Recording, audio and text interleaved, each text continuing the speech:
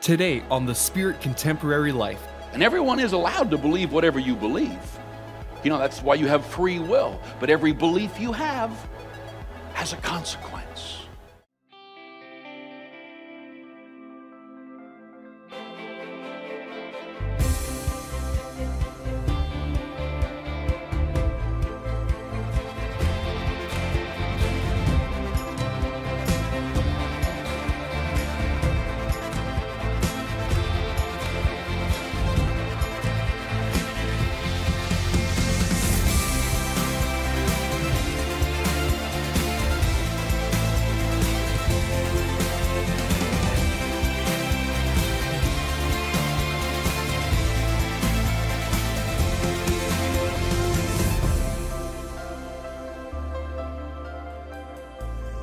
I'm so glad you decided to join me today.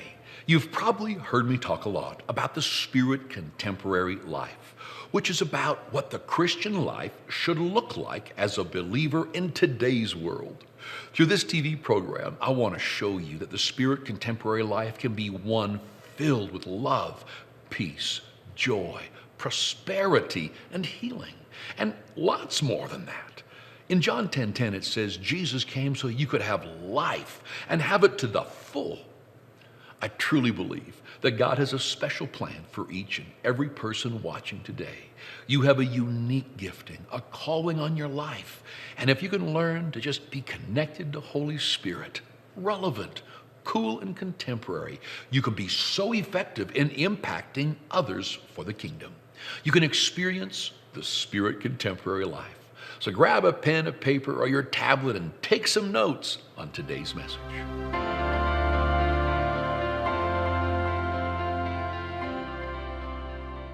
I want to talk to you today about your story.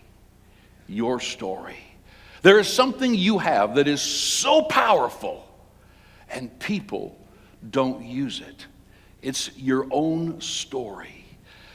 You know, over the last year or so, I've been watching the American election, and then you watch CNN News, and you watch Fox News, and I always thought there was such a thing as experts in the world. And that if somebody had the right opinion, if somebody had it figured out, that's the truth.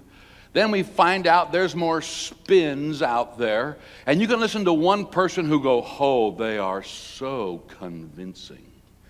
And then you flip to the other channel, and you kind of go, whoa, they are so convincing, and they disagree horribly.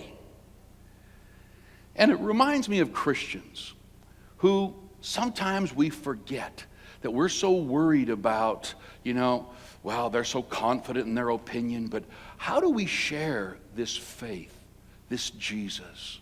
How do we, everywhere we go, we need to look at that today and find out, in a world filled with confident opinions, and it's getting more confident every day on the exterior, where people are, this is what I believe. This is what I believe. Well, and everyone thinks that what they believe is right because they believe it. And everyone is allowed to believe whatever you believe. You know, that's why you have free will. But every belief you have has a consequence. Every belief that you follow is going to take you somewhere. And so today, I want to just dive into this. I want to help you. I want to change the way you live out your Christianity. I'm so tired of Secret Service Christians. Afraid to embarrass anybody. Gosh, golly, shucks. Yeah, whatever you want to believe is cool. Actually, it's not. 2 Corinthians chapter 5, verse 19 to 21 says that it was God personally present in Christ, reconciling and restoring the world to favor with himself, not counting up, not holding against men their trespasses, their sins, their mistakes, but canceling them and committing to us the message of reconciliation, of the restoration to favor. So we are Christ's ambassadors. I'm going to stop right there. I found when I travel that there's certain countries that when they hear that I'm Canadian, they kind of go, oh, Canadian, dog sleds and igloos. And they're just kind of being fun, but in a way they're kind of demeaning. Sometimes, people go, where's Canada? And they don't know a thing about Canada. And I've become an ambassador for Canada. Everywhere I go, they talk about their sharks, I talk about our grizzly bears. If they're going to talk about their mountains, I talk about our Rockies. They're going to talk and I just start bragging about the big wide open spaces and the powerful Canadians. We're the best shooters. I mean, all the men are better looking, all the women are beautiful. You got to come to Canada, man. Canada is a place to go. And I just go on and on and on. You can spread your wings. You got places to go. I mean, this is a country with everything from deserts to icebergs, all in the same nation. We got rainforests. We got, really, Canada? Oh, man, Canada? And I just start listing off all the things I love about Canada. And then we go, well, I should come. Whew, it's one of the hottest places to visit in the world. And I start talking about where to go and what train to get. And I love changing the way people think about Canada. But I'm the same way about my Jesus. People love to knock him.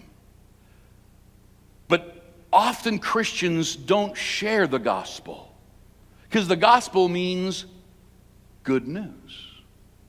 Christians like to share bad news, often religious people. Yeah, you're going to go to hell.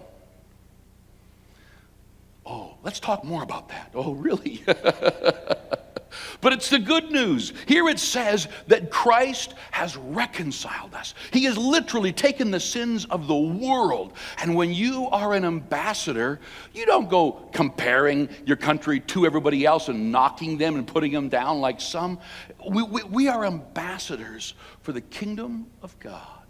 And we need to speak about our Jesus in a way that introduces him to people and makes them go, I got to check him out. I got people all over the world, wherever I go, they want to come to Canada. When I get done, they want to come to Canada. And when you get done talking about your Jesus, you need to have them go, wow, he's worth checking out. You, my friend, are an ambassador. It is stamped all over you. You're not just a follower of Christ. You are an ambassador to others of this Christ that you follow. And you need to learn to share with people in a way that is good news. It's what goes on the inside of a person that makes him run to alcohol. You can take him away, dry him out. If he hasn't got a purpose for life, and if God doesn't heal the hurt in his heart, he'll just find a new addiction.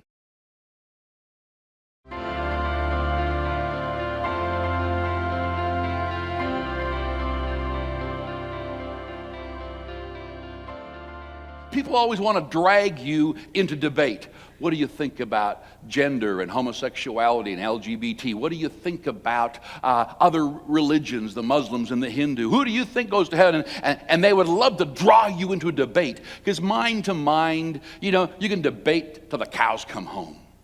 But I have found that I don't debate with people. In fact, often in the hallways, if someone comes to kind of check it out and fix me and fix my doctrine, they'll start, can I just tell you something? Can I just ask you a question? And they'll ask me a question, and I'll just wait and go, I don't think you want to know an answer from me. You just want to debate because you disagree with me, don't you? Well, I said, you believe what you want. Doesn't bother me in the least. Oh, really? No, go believe whatever you want. How am I going to change that? But I'm not going to argue with you, so go have your beliefs. And I'm very just, at my age now, I just stop debating with people. If they want to come here and hear the word, I'll teach you the word. I'll teach you what the verse says here and there, and I'll share God's word with you. But to sit and argue, I really don't care. And when I share with people, not as a pastor, but as someone sitting on a plane or someone grabbing a coffee at Starbucks or Tim Hortons, wherever I go, I don't talk about issues. You think that, wow, if I could get someone to talk to Leon and he could answer all the questions about dinosaurs and why starving babies and what about sexual gender and if I could just get them, you know what? Me answering their questions won't mean a blessed thing. You know what I do? I just tell them my story. Whatever part of it I want. If they're struggling in an area of sin, I'll just say, hey, I remember growing up. And when I gave my life to Christ, there was a power. If they're struggling with who they are, with their identity, I'll just share what it did for me. if they're wondering about anything, if they're hurting, if they're, whatever the area of their life, I'll just try to share a time in my life. And I don't have, by the way, this great testimony that I killed 23 people, joined the Hells Angels, and then I did this and I did, where I could just excite them, mesmerize them. When I was a teenager, we would always bring in youth speakers, and the youth speakers were always like incredibly brutal sinners who got saved. And we thought that was going to help our kids. And so I would never share my testimony, you know, little clean Christian kid, and there's nobody perfect, by the way. We're all sinners, and there's things I did wrong. But I didn't have all this incredible Hollywood-type story that would mesmerize the youth to get them sitting there. I literally got to a place when I realized God had called me to the ministry. I thought, okay, I'd better take a hiatus from Christianity and go get a testimony. I need to go do something and get a testimony. When I come back, I can talk with real experience about how bad sin is, and who I killed, and how much drugs I did, and how much money I stole, and how many months or years I spent in the pan. And then I discovered Jesus. Amen. God bless you. Have a good day.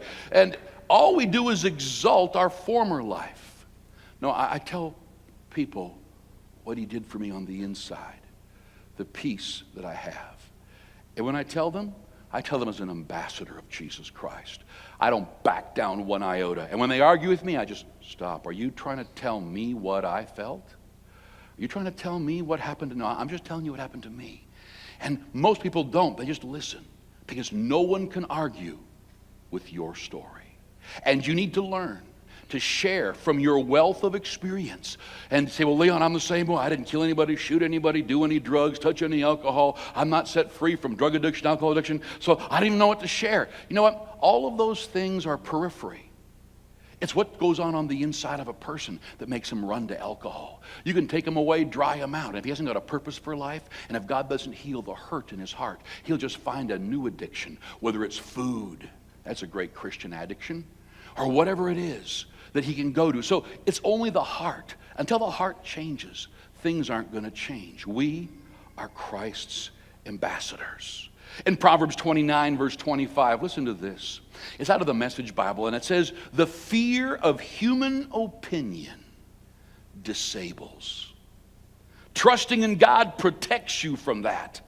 Everyone tries to help from the leader. Everyone tries to get help from the leader, but only God will give us justice. Good people can't stand the sight of deliberate evil, and the wicked can't stand the sight of well-chosen goodness. Do you know that when we make a stand for Christ, and we planted this church, Springs Church, in this location, and we begin to go out on radio and television, every means we could, that there are some people that just hate us for that?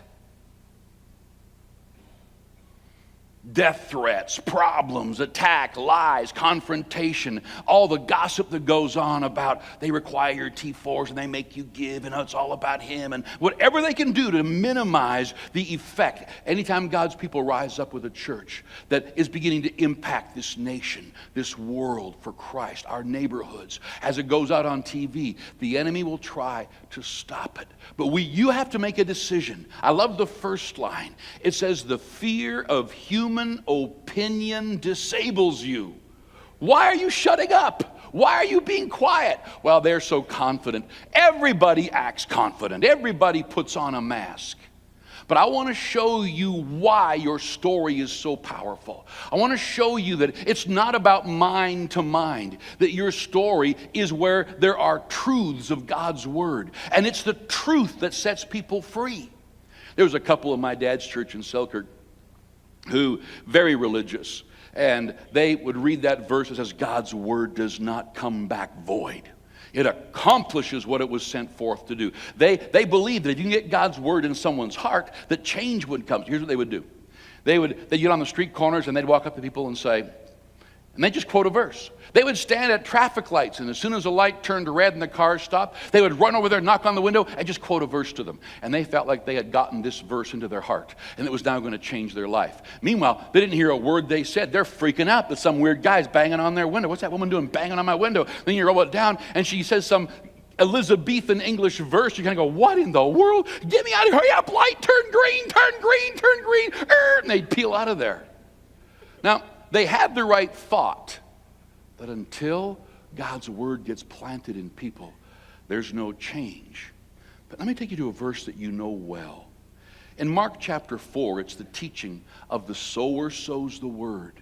And Jesus talks about some soil, that seed, when you throw the seed out, that some seed went on the path and the birds ate it. Some seed got in soil and it came up for a while, then died. Other seed got choked out by thorns and thistles. And this is one of the most incredible teachings of Jesus. In fact, this teaching is so important that it says it's the key to all the other parables in the Bible. Listen to Jesus explaining it in Mark 4:13. And he said to them, "Do you not discern and understand this parable? How then is it possible for you to discern and understand all the parables? The sower sows the word. The ones along the path are those who have the word sown in their hearts, but when they hear, Satan comes at once and by force takes away the message which was sown in them." You know that when you start sharing with people what you share, your story, what Jesus has done for you, is so powerful. You see, we keep thinking that the message is just Bible verses, but how many know you are the message too? The book of Acts does not have an amen at the end because the Acts of the apostles, the Acts of the children of God is still going on. And the story of how God touched you is still so powerful because it carries with it the seed of Jesus Christ and the Word of God and what Jesus has done for you. You don't have to quote 43 verses in Elizabethan English from the King James. Just need to tell them your story.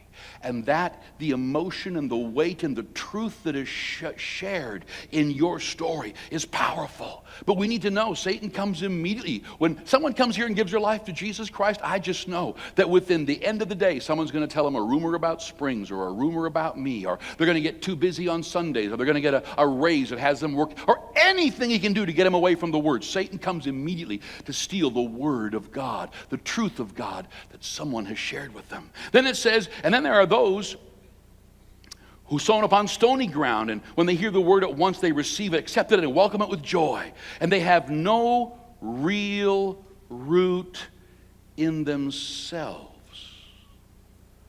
They have no real root in themselves. And so they endure for a while, but when trouble or persecution arises on account of the word, the truths they've heard, they become offended. They become displeased, indignant, resentful. They stumble and they fall away. I've seen the first group, they get excited when they first hear the gospel. You share Jesus with them, they get saved at church or with you somewhere, and immediately it's like something goes wrong as Satan tries to just pull them away from the church, pull them away from people who help them. Or here, they give their life to Christ and things go so well for a while, but they don't have any root in themselves because they need you to come alongside of them when persecution and stuff pushes at them. And they say, you know, someone said this. Yeah, I know there's a lot of imperfect people at church, including us, right? Oh, I guess you're right. Yeah, God bless their dirty hearts. I'm glad they're here, but don't get offended by them. Don't get upset by them. Or, you know, so that's just a religious person. There's like you need somebody to help this person past this state of kind of growing in God's Word. God's Word, His truths are now planted in their heart, and this Word will grow. But the third kind of person it talks about, it says that they're sown amongst thorns. And when these people hear the cares, the anxieties of the world, and the distractions of this age, the pleasure and delight and false glamour, the deceitfulness of riches, the craving and passionate desire for other things creep in and choke and suffocate the word, and it becomes unfruitful. You ever talk to somebody and you know, you go, good Lord, I don't even have time to listen to me. They've got their money they're pursuing their marriage. You know, in the early 1900s, there was a phenomenal Christian leader in India, and incredible signs and wonders wherever he went, miracles. Like there's just record after record of his meetings and his open air meetings, and the people that were raised from the dead. There was just no way to put away with the incredible presence of God that this man walked in. And so he got on a boat and took him weeks to come to America. And they say in his biography that he got off, I think in New York, walked the streets of New York for one day, turned around, got back on the boat, and wouldn't do one of the meetings that he had planned. Got back on the boat, went back to India, and he said, these people are too busy to listen to God's word. I'm not even wasting my time. He understood that there's something about God's word that needs to come and get planted in our heart. And then that word needs to grow. So many of us think that we need to go get somebody saved. Actually, if you do, that's great. But what we need to do is plant truths from God's word in them from your story. They need to hear about that man who knows his marriage wouldn't have made it if he wouldn't have found Christ. That woman who didn't know who she was maybe, but when she found out that she was God's daughter, or they helped you through a death in the family and you were ready to lose your mind, but God brought a peace. And whatever you can, it is your story that is powerful. It's not you screaming the word at them. It's not you preaching the Bible at them. It's not you digging up every doctrine you know. It's not you debating every disagreement that takes place, because you can't anyway, because to give your life to Jesus Christ, everybody's welcome with every crazy belief possible. If they just turn to Jesus, as messed up and as wrong believing as they are, but once they believe on Jesus, they're accepted. And then on this journey, they begin to learn who they are and the truths of God's word.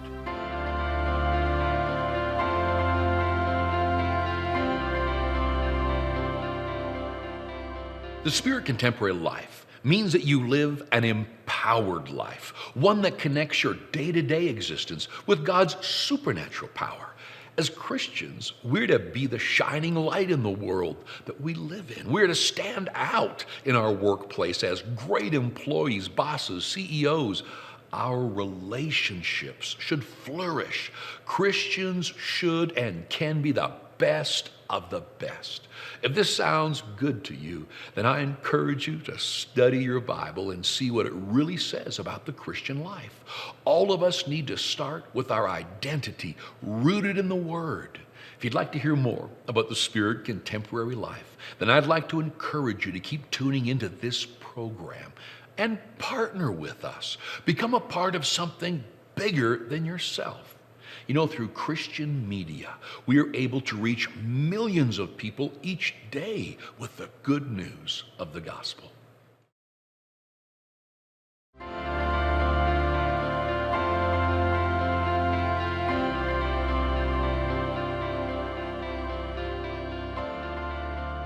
Partner today and help change lives of people all over the world with the good news of the gospel.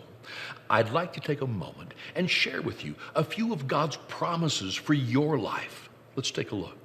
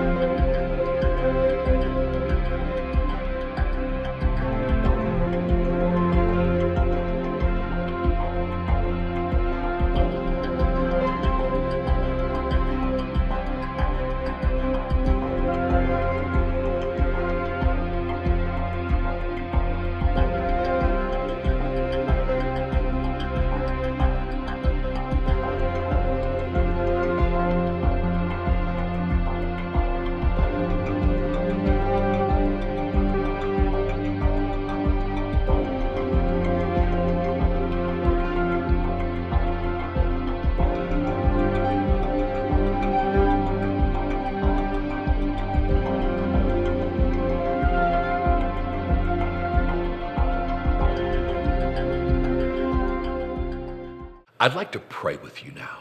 Father, I pray right now that your presence would touch them in a very special way, that they would sense and know you are with them. They'd learn to work with Holy Spirit. And I pray that, Father, you'd help them to understand every situation that they walk into and every person, and help them to be contemporary, led by the Spirit. Touch them now, I pray, in Jesus' name. Amen. All over the world, there are people who have not yet heard about the love of Christ, people who desperately need it. We all have an important part to play in sharing this message. God's given us this beautiful life to enjoy, but while you are living it, be very aware that the message, you know that Jesus is the answer for the world today. Reaching people with the gospel is the very heartbeat of this ministry. This is why we work so diligently to make our programs relevant and contemporary, translating hundreds of materials into French, Spanish, Mandarin, Russian, Farsi, and many more. Because of the generosity of partners like you, our programs have been able to reach millions, not only here at home, but also in South America, Europe, the Middle East, and Africa. There is still so much work to do. We will not stand by idly, because people's eternity lie in the balance. We need to act now. People need to hear about the love of Jesus and his amazing grace today. Together, we will share Jesus in a spirit contemporary way, and together, we will see miracles.